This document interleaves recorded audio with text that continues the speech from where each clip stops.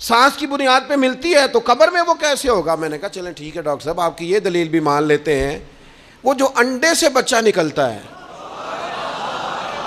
وہ چاروں جانب کوئی سوراخ ہوتا ہے؟ ڈاکٹر صاحب نے قلم چھوڑ دیا، رکھ دیا۔ میں نے کہا چلو یہ بھی بتاؤ زندہ ہی نکلتا ہے؟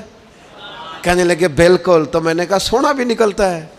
کہنے لگے بڑا ہی پیارا ہوتا ہے۔ میں نے کہا انشاءاللہ جب ہم قبروں سے نکلیں گے مصطفیٰ کا صدقہ، یوم نحشر المتقین الی الرحمن وفدا، رب کہتا ہے تم جب نکلو گے نا قبروں سے، متقی مومن جب نکلیں گے تو رب کی بارگاہ میں مہمان بنا کر پیش کیے جائیں گے۔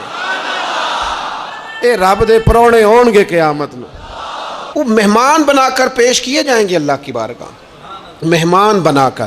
دوستو قبر صرف دوزخ کا گڑھا نہیں ہے، دوزخ کا گڑھا بھی، لیکن اس کے لیے جس نے دنیا میں رہ کے صرف دنیا کٹھی کی، آخرت کے لیے جمع کچھ نہیں کیا، اور جس نے یہاں رہ کے وہاں کے لیے کوشش کی، صبح سے شام تک ڈرا کہیں میرا رب ناراض نہ ہو جائے، کہیں حضور کی بتائی ہوئی حدیں معاذ اللہ مجھ سے کراس نہ ہو جائے، جس نے محتاج زندگی گزاری اس کی قبر گڑھا نہیں، کھڈا نہیں، بلکہ حضور فرماتے ہیں روضۃ من ریاض الجنہ، اس کی قبر تو باغ ہے، باغ۔ ایک منٹ کے لیے صرف سوچنا، بندہ فوت اور سیدھا اسے باغ میں چھوڑا ہے کوئی، باغ ہے قبر، باغ، اور باغ بھی معمولی نہیں، معمولی کیاری نہیں، روضۃ من ریاض الجنہ، جنت کے باغوں میں سے باغ، اور باغ اتنا سونا ہے جس میں آنکھ کھلے گی تو پہلی زیارت ہی مدینے والے رسول کی نصیب ہوگی۔ تو خوف آتا ہے وہاں جاتے ہوئے۔ پہلے بھی میں نے کہا تھا، پھر کہتا ہوں، او مرحوم آسی نے کہا تھا آج پھولے نہ سمائیں گے کفن میں آسی، او قبر کی رات ہے ان سے ملاقات کی رات، آج تو ملاقات۔ تو یہ جو عقیدہ آخرت ہے یہ انسان کو بزدل نہیں کرتا، بہادر کر دیتا ہے۔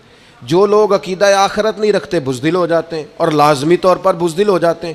اسی طرح یہ جو عقیدہ آخرت ہے یہ صبر و تحمل پیدا کرتا ہے انسانی زندگی میں، ٹھہراؤ پیدا کرتا ہے۔ انسان محسوس کرتا ہے کہ کل دنیا یہ نہیں، آگے بھی اللہ بڑا کچھ عطا فرمانے والا ہے۔ اس کے مزاج کے اندر تحمل، بردباری، سکون رہتا ہے۔